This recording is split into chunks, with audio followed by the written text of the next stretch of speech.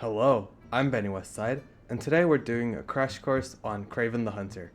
The Superior 6 are starting to roll in, and it's exciting times for Crucible, it's exciting times for War, and before you build, I just wanted to go over his kit, his abilities, T4 upgrades, ISO 8 options, and overall how much you should invest into him.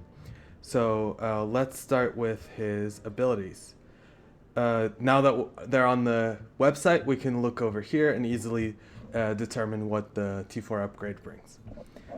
So, his passive, most dangerous game. When this character gains charged, if they do not currently have charged, flip stealth to disrupt it on all enemies. On an enemy turn, gain charged, flip slow on a random non-summoned ally that has slow.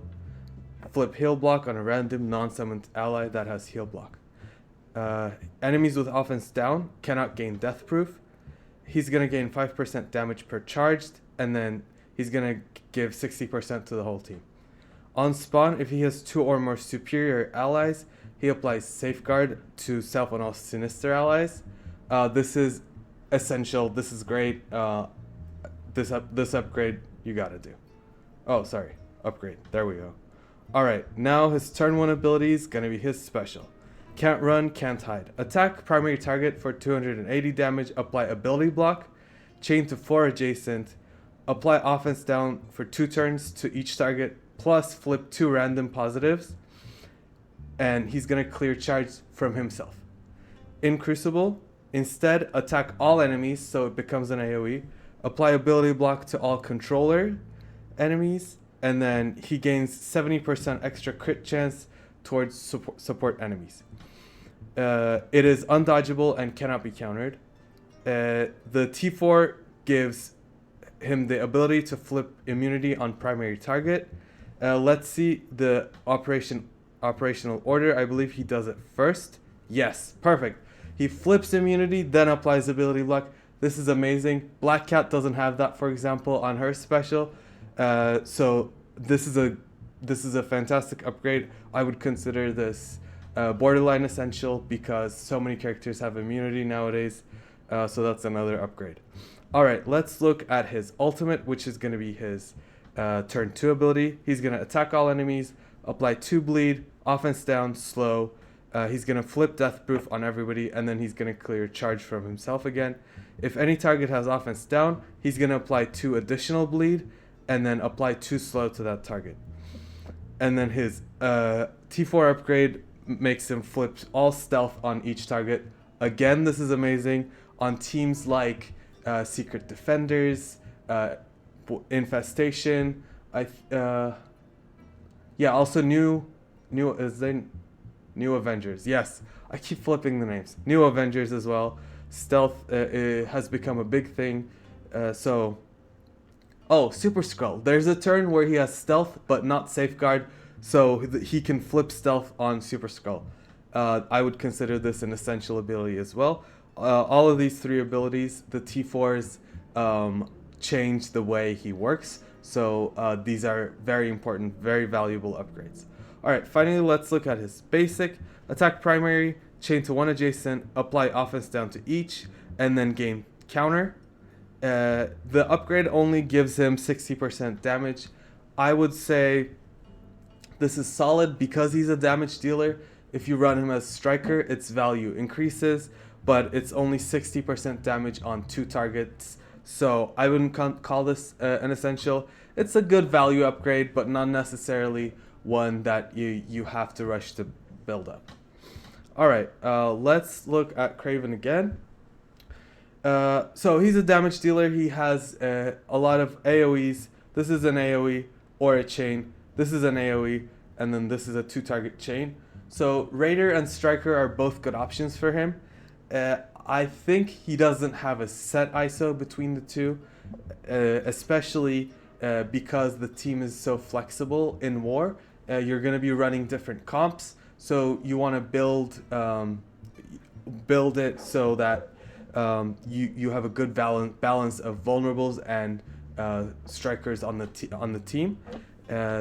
I'm gonna say you can run both on him. again, depending on the comp. Striker is nice because he applies offense down, but all of his abilities already apply offense down, so it's not going to change anything. Unfortunately, he doesn't gain the counter on his Striker bonus attack. So it's up to you. Raider's perfectly fine. Striker's fine. It's going to be dependent on again which four you're running him with. That's ISOs, and then of course when he's low, until you get to build him, you're probably gonna want to run Skirmisher so he can do this turn 1 ability block. On a lot of the comps that we were using him in, this ability block was essential, and it was maybe like 60% of the reason that we put him in that comp. So while he's small, when you're punching up, you're going to want to get that focus crutch from Skirmisher. All right. And then in terms of building him up, I would say build him as much as you're willing to and are able to. If you're still not yet at City for Dark Dimension 6, I think he's a fantastic choice. In terms of skill characters in City, I think right now he's the top choice among skill. And if you run Vulture and Lizard with him, that trio is going to do really well together. You're going to be activating all of the superior callouts in Vulture's passive, and it's just going to work really well for you. And then beyond that, he's a damage dealer, so he does want the stats. He has good control abilities, so he wants the focus. If you can build him up, build him up. If you can take him to 18 for Dark Dimension, go for it. If you can't afford that yet, you know, as much as you can afford to. He takes Molecular Cloth and 3 sets of skill, so he's reasonably expensive. They did pump us with a lot of Molecular Cloth in the recent months, but granted, we did have a lot of characters that were using it, so you may have already spent it, but you know, I think he's a good character to take to Dark Dimension, but just be mindful of the gear requirements.